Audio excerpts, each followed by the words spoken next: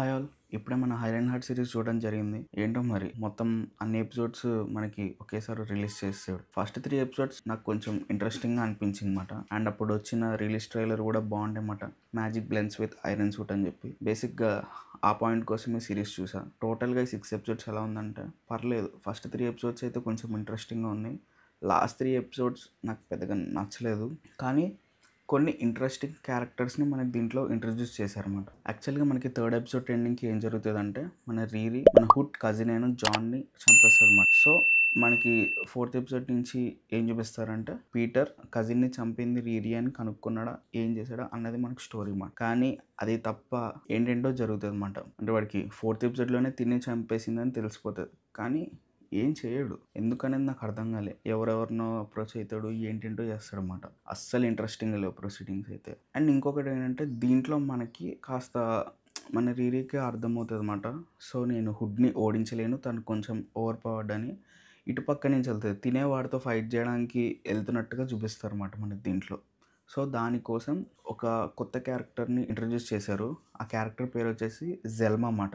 దీంట్లో మనకి ఎలా చూపించారంటే వాళ్ళ మదర్ సాసర్ కామర్తాజ్లోనే తను కూడా ట్రైనింగ్ తీసుకుంది, కానీ హాఫే తీసుకుంది. దాని తర్వాత తన పిల్ల కోసం చికాగో వచ్చేసి వాళ్ళిద్దరు అక్కడ సెటిల్ అయ్యారు అన్నట్టుగా చూపించారు అనమాట. యాక్చువల్గా ఈ జెల్మా అనే క్యారెక్టర్ కామిక్స్ ప్రకారం అయితే డాక్టర్ స్ట్రేంజ్తో కొన్ని మిషన్స్ అనేవి చేసింది. స్ట్రేంజ్ అకాడమీ అని ఒకటి ఉంటుంది. న్యూ జనరేషన్ వాళ్ళకి నేర్పించేది ఒక అకాడమీ ఉంటుంది అనమాట. ఈ క్యారెక్టర్ అక్కడ ఇంపార్టెంట్. మేబీ ఫ్యూచర్లో ఏమైనా తీసుకొస్తారేమో.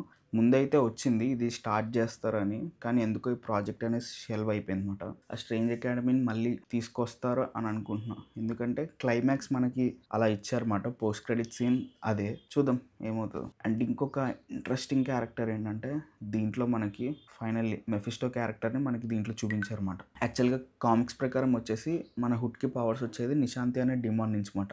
కానీ దీంట్లో వాళ్ళది కొంచెం చేంజ్ చేసి మెఫిస్టో నుంచి వస్తున్నట్టుగా చూపించారన్నమాట మనకి. యాక్చువల్గా మెఫిస్టో చాలామందికి తెలిసే ఉంటుంది.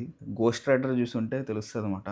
మెఫిస్టో చాలా పవర్ఫుల్ డిమానిక్ ఎంటిటీ అన్నమాట. చాలా పవర్స్ ఉంటాయి. మెఫిస్టో సర్వైవల్ అంటే అతనికి సోల్స్ కావాలన్నమాట. ఆ సోల్స్ కూడా ఎలా అంటే పర్సన్ వాళ్ళ విల్లింగ్గా వాళ్ళకి ఇచ్చేయాలి. బలవంతంగా తిని వాళ్ళ దగ్గర నుంచి తీసుకోలేడు అనమాట. దానికోసం మనోడు ఫుల్గా మ్యానిపులేట్ చేస్తాడు అనమాట మైండ్స్ అనేవి. నో అని చెప్పలేని ఆఫర్స్ అనేవి ముందు పెడతాడు అనమాట. సో దానివల్ల ఆఫర్ వాళ్ళకి ఇచ్చిన తర్వాత దానికి రిటర్న్లో వాళ్ళకి తెలియకుండానే ఆ సోల్ అనేది మనోడు తీసేసుకుంటాడు. యాక్చువల్గా హుడ్ క్యారెక్టర్తో అదే జరిగింది. అండ్ సిరీస్ ఎండింగ్లో వచ్చేసరికి రీరీతో కూడా అదే ఒప్పందం కుదుర్చుకుంటాడు. చూడాలి మరి ఇది ఎక్కడి వరకు వెళ్తుంది ఏంటని. అండ్ మెఫిస్టో వచ్చాడంటే మేబీ గోస్ట్ రైడర్ వచ్చే ఛాన్స్ ఉందేమో. చూద్దాం, వస్తే మంచిది మార్వెల్కి. ఈ సిరీస్లో నాకు నచ్చింది ఏంటంటే వీళ్ళు ఆ మ్యాజిక్ని ఏదో ఐరన్ సూట్తో బ్లెండ్ చేసి ఏదో చేస్తున్నారు.